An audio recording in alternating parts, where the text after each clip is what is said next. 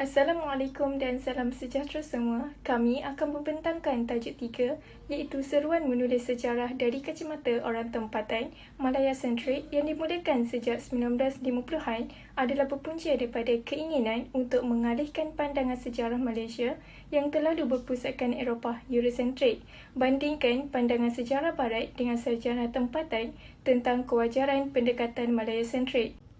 Kumpulan kami terdiri daripada saya sendiri iaitu Nurul Syafiqah binti Samsudin, seterusnya Nurani Sulaika binti Hussein dan Sahzani Aziati binti Muhayyadin.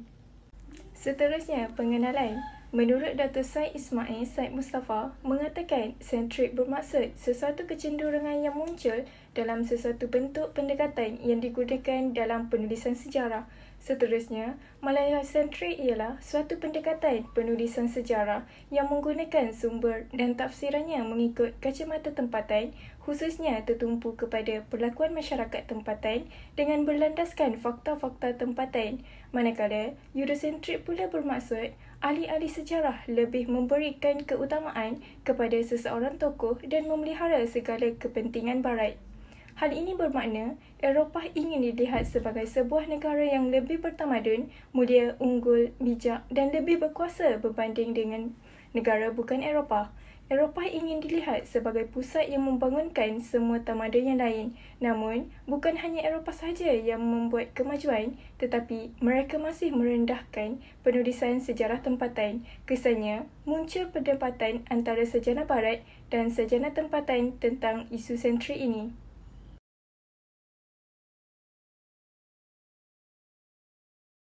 Seterusnya, faktor kemunculan isu sentrik dalam penulisan sejarah Malaysia.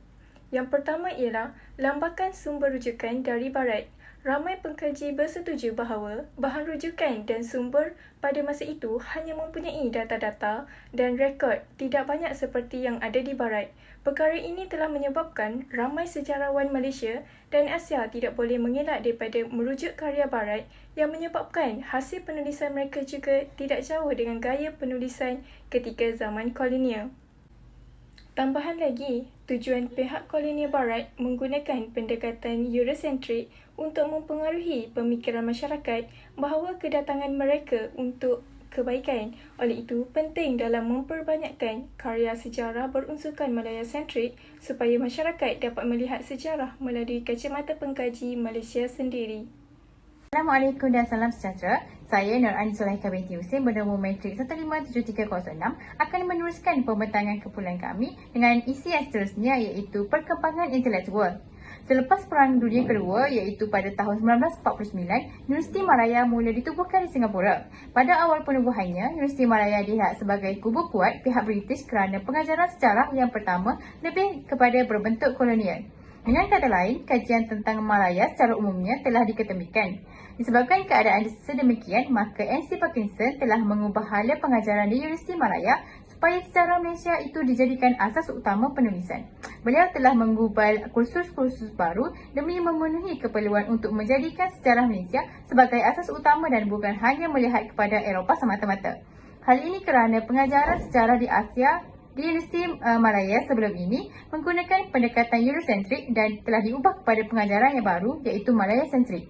Beliau juga telah menggalakkan rakan pensyarah dan pelajarnya bagi melakukan kajian penyelidikan tentang sejarah negara. Walau bagaimanapun, menurut KK Kim pada awal 1950-an tersebut, tema penulisan ahli akademik profesional Universiti Malaya Singapura seperti Cowan dan Harrison dalam Journal of the Malaysian Branch of the Royal Asiatic Society GMBRAS masih dilihat memberikan penekanan kepada kehadiran kuasa kolonial di Tanah Melayu. Apabila Tanah Melayu mencapai kemerdekaan pada 31 Ogos 1957, ia telah menjadi tanda bahawa Tanah Melayu telah bebas daripada cekaman penjajah. Ia telah menjadi satu titik kesedaran yang lebih signifikan bahawa persejarahan Tanah Melayu selama ini telah diambil alih oleh ahli sejarah Barat yang menyebabkan ia dipenuhi dengan peristiwa Barat di Tanah Melayu. Kronologi peristiwa penting ini telah menjadi lebih signifikan apabila Universiti Malaya Cawangan Kuala Lumpur telah ditubuhkan pada 15 Januari 1959. Jabatan Sejarah Universiti Malaya Kuala Lumpur yang diketuai oleh John Bustin telah menjadi pusat utama bagi penyelidikan dan kajian sejarah Tanah Melayu. Menurut Tan Liak Yi, kewujudan kedua-dua Universiti Malaya ini telah melahirkan lebih banyak ahli sejarah profesional yang terdiri daripada pensyarah atau sejarah barat seperti Parkinson, Trigoni dan John Basti, sehingga melahirkan generasi pertama ahli sejarah profesional tempatan seperti Zainal Abidin Abdul Wahid yang mula berpegang pada kaedah kajian yang dianggap lebih bersifat ilmiah berbanding yang digunakan oleh ahli sejarah amatur 2-3 dekad sebelum ini. Maka, kewujudan ramai ahli sejarah profesional yang berminat mengenai persejarahan Asia Tenggara khususnya sejarah Tanah Melayu pada ketika itu telah mencetuskan perbahasan mengenai isu sentrik sama ada bersifat Malaya atau Eropah. Assalamualaikum dan salam sejahtera. Saya Syazani Azati binti Muhyiddin, memegang nombor matrik 156-850 akan menyambung pembentangan pada hari ini. Baiklah, saya akan menjelaskan faktor kemunculan isu sentrik. Baiklah, faktor utama yang paling penting adalah semangat nasionalisme. Kemunculan semangat nasionalisme yang muncul dalam diri masyarakat tempatan bermula sewaktu pendudukan Jepun di Tanah Melayu dan selepas Perang Dunia Kedua pada tahun 1949. Peristiwa ini telah membuka mata masyarakat tempatan terhadap kekejaman dan kezaliman kolonialisme terhadap mereka. Hal ini menyebabkan mereka tidak mahu lagi bergantung kepada pihak luar, terutamanya pihak British. Meskipun pihak British datang kembali ke Tanah Melayu, namun begitu masyarakat tempatan sudah tidak mahu lagi bergantung sepenuhnya terhadap pihak British. Setelah Perang Dunia Kedua iaitu pada tahun 1949, ahli sejarah akhirnya mendapat kesedaran untuk menulis semula sejarah tempatan mengikut kacamata tempatan. Secara tidak langsung, semangat nasionalisme yang ada dalam diri penulis tempatan juga membangkitkan lagi kesedaran tentang Malaya sentrik. Dari segi penulisan pula, peperangan yang berlaku telah memisahkan penulisan tradisional yang lama yang lebih memperihalkan tentang sejarah negeri, institusi Kesultanan Melayu dan adat istiadat. Di sini saya nyatakan contohnya seperti Misal Melayu, tulisan Raja Chulan yang mengenai sejarah negeri Perak kepada penulisan yang dikatakan sebagai karya peralihan yang membangkitkan kesedaran kepada orang Melayu seperti Abdul Rahim Kajai, Ibrahim Yaakob dan banyak lagi penulis tempatan. Semangat perjuangan yang ditonjolkan dalam penulisan inilah yang telah membawa kepada penentangan terhadap penubuhan Malaya Union pada tahun 1946 sehingga 1948. Kemudian berubah menjadi pengubulan Perlembagaan Persekutuan Tanah Melayu iaitu pada tahun 1984 sebagai persediaan Tanah Melayu ke arah berkerajaan sendiri maupun memimpin sendiri.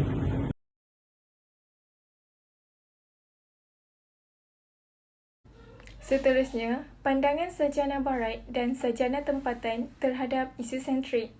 Pandangan sarjana barat yang pertama ialah pembelaan awal oleh K.G. Trigoni. Pendapatan berkaitan isu sentrik ini pada awalnya mula dicetuskan oleh seorang ahli sarjana yang bernama Trigoni, iaitu pensyarah kanan Universiti Malaya di Singapura. Trigoni telah memberikan kritikan terawal yang lantang tentang isu Eurosentrik dan Malaya sentrik dalam salah satu akhbar yang terkenal iaitu The New Straits Times pada hujung tahun 1958. Beliau berpendapat bahawa sejarawan yang mengagungkan gaya penulisan yang berkonsepkan Eurosentrik merupakan sesuatu yang ketinggalan zaman. Hal ini bermakna beliau menyatakan bahawa Asia sentrik perlulah diketengahkan dalam penulisan persejarahan melalui kata-kata beliau yang dilaporkan dalam akhbar tersebut. Pembedaan terawal Trigoni melalui ungkapan tersebut membuktikan beliau menolak Eurosentrik secara tegas dalam penulisan orang Asia. Hal ini demikian kerana beliau melihat penulisan-penulisan orang tempatan semakin dipinggirkan di dalam sejarah mereka sendiri yang menyebabkan penulisan orang barat semakin berleluasa. Walau bagaimanapun, pandangan Trigoni sukar untuk diimplementasikan kerana sejarah Malaysia baru saja terlepas daripada genggaman penjajah yang menjadikan sejarah berbentuk kolonial begitu meluas. Pandangan sarjana barat yang seterusnya ialah respon langsung oleh John Basti. John Bastin merupakan Profesor Sejarah pertama di Jabatan Sejarah Universiti Kuala Lumpur. Beliau memberi pandangan balas berkaitan dengan apa yang diutarakan oleh Trigoni melalui syarahan beliau bertajuk The Story of Modern Southeast Asia History. Melalui syarahan ini, beliau menegaskan beberapa perkara penting seperti pensejarahan Malaysia ini sememangnya berpaksikan unsur barat dan unsur-unsur barat yang wujud dalam pensejarahan Malaysia tidak patut dikutuk dengan sewenang-wenangnya. Seterusnya, Bastin juga telah memberikan hujahan dan melalui hujahan beliau jelas menunjukkan pendirian teguh Bastin mengenai elemen-elemen barat akan kekal utuh dalam sejarah Asia. Hal ini dibuktikan oleh Bastin sendiri yang mengatakan sejumlah besar sumber sejarah dalam penulisan sejarah Malaysia adalah bersumberkan barat. Sebagai contoh, menerusi karya R.O. Winterstead yang berjudul The Malays, A Cultural History dalam Journal of Malaysian Branch of Royal Asiatic Society. Karya ini merupakan satu karya sejarah yang bernilai tinggi dan telah menjadi satu sumber rujukan penting bagi ahli-ahli sejarah sehingga ke hari ini. Seterusnya, perdebatan ahli sejarah tentang isu sentrik ini diteruskan dengan perdebatan daripada D.P. Singhal dan S.M. Poniah yang telah mencabar jiwa sejarawan muda Asia. Mereka telah menolak pandangan yang diutarakan oleh Bastin tentang isu bahawa metod pensejarahan Barat adalah sesuatu yang khusus kepada Barat. Pada September 1960, D.P. Singhal telah memberikan satu komen langsung berkaitan kesangsian Bastin terhadap kewajaran pendekatan Malaya-sentrik melalui Journal of the South Asian Story. Dalam penulisan tersebut, beliau telah mengatakan kebimbangan terhadap pendirian yang dibawa oleh Bastin berkaitan ketegasan beliau dalam mengelompokkan sejarawan mengikut lunas-lunas kebudayaan mereka.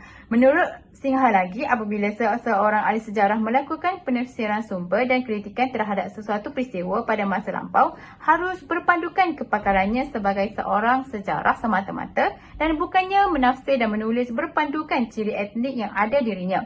Pandangan yang diutarakan oleh Singhal mendapat sokongan daripada Poniah apabila telah mengkritik pandangan yang diberi oleh Bastin melalui artikelnya yang berjudul Some Observation on the Writing of the South Asian Story.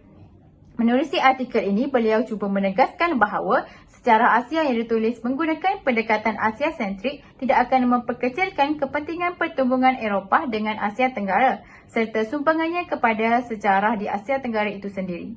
Secara ringkasnya, menurut pandangan kedua-dua sarjana tersebut, pendirian seseorang sejarawan itu bukan ditentukan oleh latar belakang budaya dan bangsanya. Sebaliknya, ia adalah manifestasi dari pandangan dan pendirian individu. Setiap ahli sejarah terbabitlah yang bertanggungjawab atas pandangan masing-masing.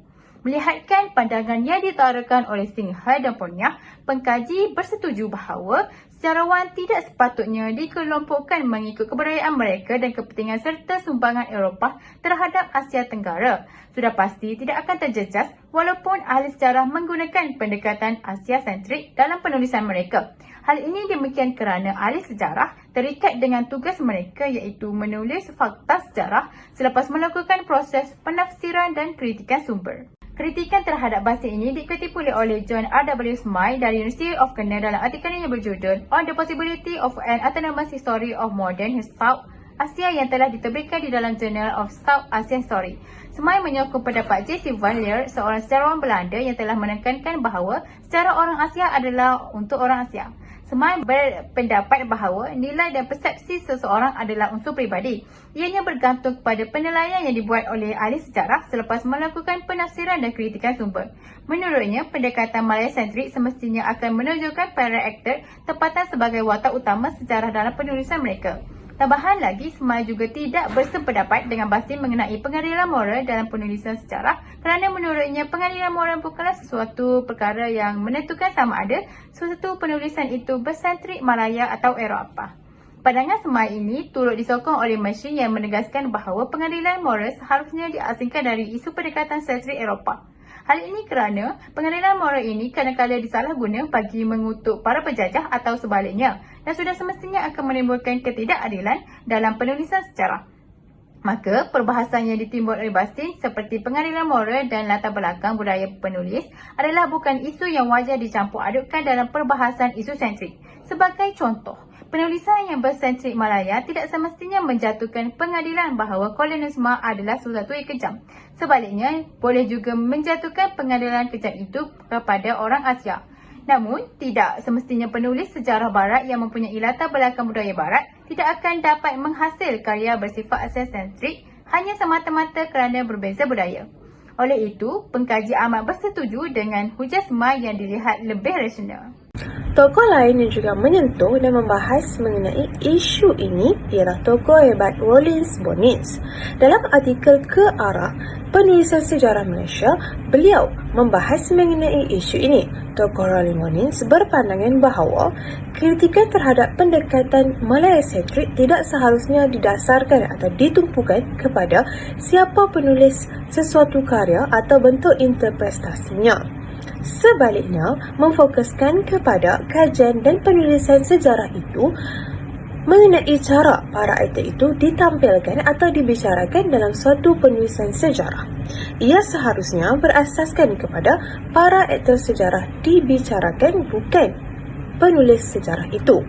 Sekiranya sejarah Malaysia masih memaparkan tokoh-tokoh Barat sebagai watak utama dan tokoh-tokoh tempatan sebagai watak kedua atau watak sekunder, maka dengan jelas memperlihatkan bahawa pendekatan yang digunakan adalah masih Eurocentrik. Kita boleh ambil contoh peristiwa Pulau Pinang. Sekiranya penulis menggambarkan atau menampilkan aktor-aktor Barat seperti Francis Light, Syarikat Hindi Timur sebagai watak utama, maka dengan jelas bahawa pendekatan yang digunakan adalah pendekatan Eurocentrik, manakala sekiranya Sultan Abdullah yang diangkat menjadi aktor utama dalam penulisan sejarah itu, maka pendekatan yang digunakan adalah pendekatan Malaya-sentrik.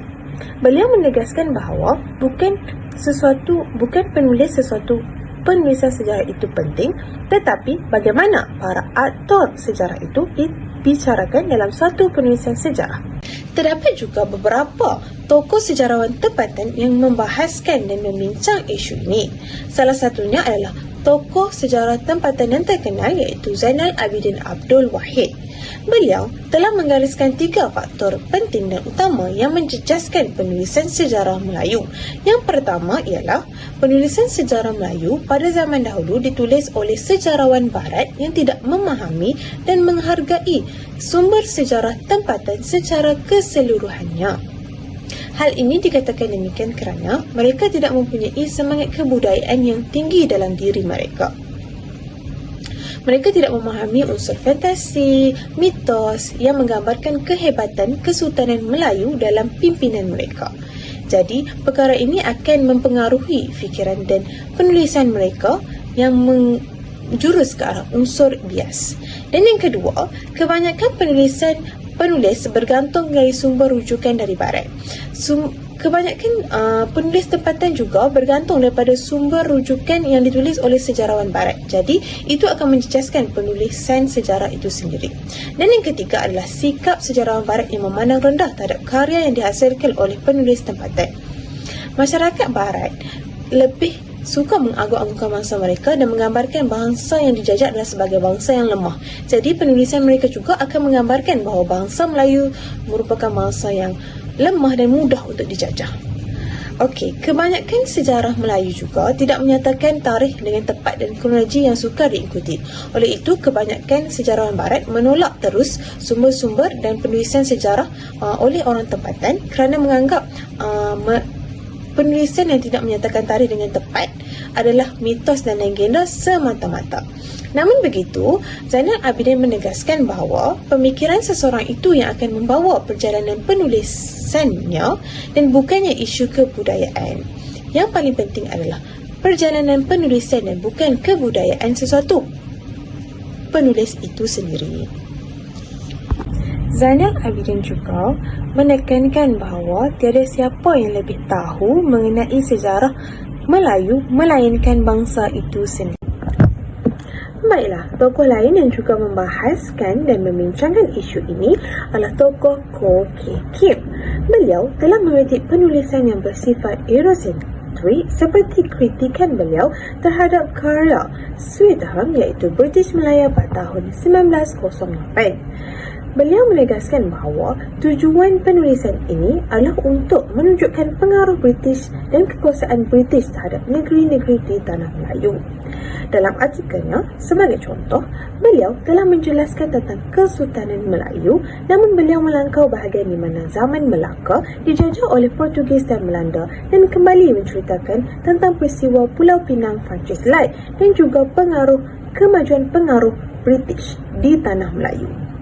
Namun begitu, beliau sangat original kerana beliau bukan sahaja mengkritik Eurocentric, tetapi beliau juga turut mengkritik kelemahan dalam Malaya Centric. Sebagai contohnya, beliau telah menegaskan bahawa penulis tempatan, sejarawan tempatan lebih banyak memfokuskan untuk mengkritik pihak kolonial tanpa menghiraukan isi-isi penting tentang kewujudan asal-usul Tanah Melayu. Beliau juga menegaskan bahawa sejarah perlu diteliti semula, bukan bertujuan untuk membalas dendam, sebaliknya untuk menjelaskan bahawa sekiranya Barat telah menggambarkan kita sebagai satu bangsa yang bodoh dan mundur, maka kita perlu menggambarkan mereka sebagai manusia yang zalim dan jahat dalam penulisan kita.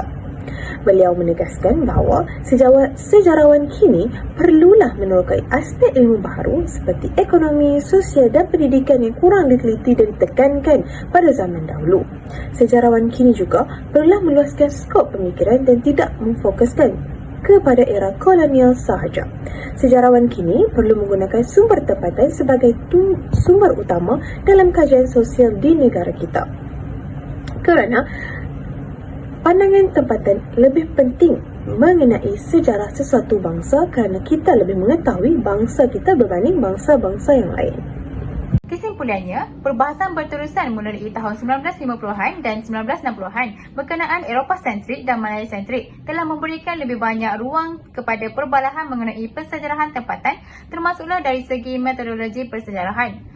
Setiap sejarawan mempunyai pandangan, fahaman dan pendekatan yang berbeza dalam mengutarakan dan membahaskan isu Eropah sentrik dan Malaya sentrik. Melihatkan kepada perbahasan para sejarawan, dapat kita simpulkan propaganda dan pendayahan yang dibuat oleh imperialisme Barat berkaitan persejarahan tempatan yang sewenang-wenangnya merendahkan martabat bangsa Melayu. Menurut Cha Boking, menjelang 1980-an, penulisan bersifat Malaya sentrik telah menjadi semakin banyak dan diterima umum bahawa pensejarahan Malaya boleh ditulis sama ada oleh ahli sejarah tempatan atau sarjana Barat. Namun, tidak boleh dinafikan bahawa masih ada ahli sejarah seperti A.C. Milner yang masih terpengaruh oleh rekod-rekod kolonial British. Kami sebagai pengkaji telah sebulat suara menyokong penulisan sejarah yang bersifat Malaya sentrik.